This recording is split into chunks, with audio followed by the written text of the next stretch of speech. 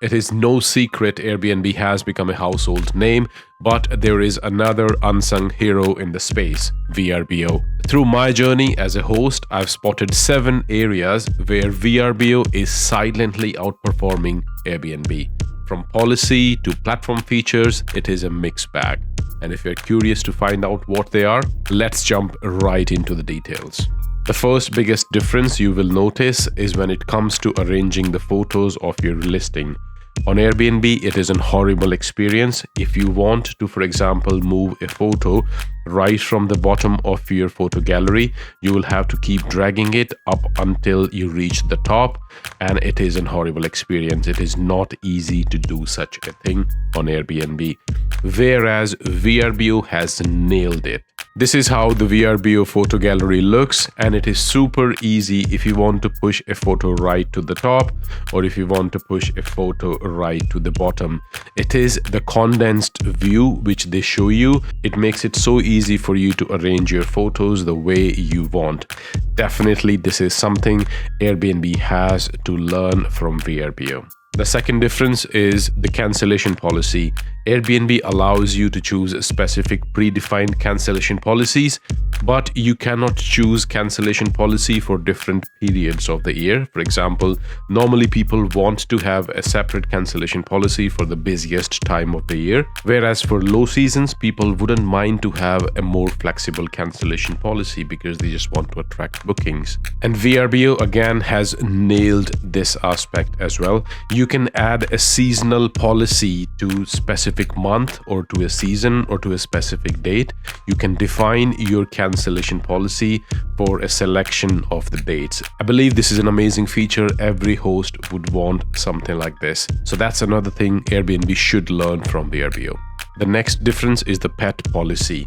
On Airbnb, when you allow pets in your property, the only thing you can mention here is the number of pets you would allow in your property for the guest to bring.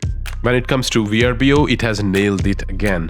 When you allow pets in your property, it not only allows you to enter the count, you can also choose what kind of pets do you allow. It can be cats, dogs, or any other type of pet. You can also choose the maximum size in terms of weight for the pet which you would allow to your property.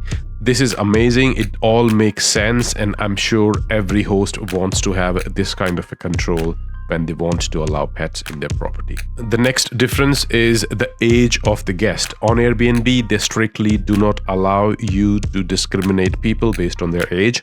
Anyone who is above 18 can book a stay. As long as there is one person above 18 in a group, they can book the property. They do not let you choose an age for the guest. Whereas VRBO has nailed it again. You can mention a minimum age requirement on your listing and it will be displayed to the guest when they're booking it, and only if they're above that age limit they will be allowed to book the property. Another difference you will notice in the house rules is when you allow smoking on Airbnb, it doesn't let you choose any other option. Smoking could mean people can smoke indoors as well or outdoors only. Generally, people do not mind if someone wants to have a smoke outdoors, but Airbnb does not let you choose anything like that. Whereas VRBO has nailed it again. When you allow people to smoke in your property, it lets you choose whether you allow indoors or outdoors. Along with that, you can write your own comments. For example, you could mention clean up after you have smoked or something like that, whatever you want. But once again, this option gives you a lot more control over your house rules. The next difference you will notice is in the rental agreement. When you're hosting on Airbnb, you basically agree to the terms they have defined for everyone. You cannot have your own terms if you do not agree with something.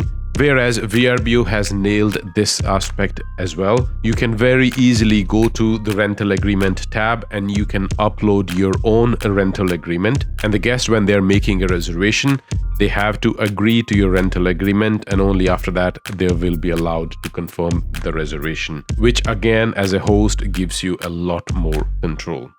The next difference you will notice is the cleaning fee and the pet fee. Airbnb allows only one fee for the entire stay. For example, if you're charging £85 per stay, that means person who is staying for one night or month, they will both pay £85. And the same applies for the pet fee. And no matter how long the stay is, they will be only charged that specific amount. Whereas on VRBO, you get a lot more control. When you're defining your cleaning fee or the pet fee, it lets you choose whether this is per night or per stay. It does make a difference to the guest when they are looking for a shorter stay, but they do not want to pay a huge cleaning fee when they only want to spend a night or two at the property. So these are the 7 things I believe Airbnb should learn from VRBO. These options do give a lot more control to the host, and it does give an advantage to the guest as well in terms of lower cleaning fee or pet fee, and it gives them more clarity on what they will be allowed when it comes to house rules. I hope you find this video useful. Please do like and subscribe to my channel, and leave me a comment if you would like me to make a video about something which is troubling you. Until next time, bye-bye.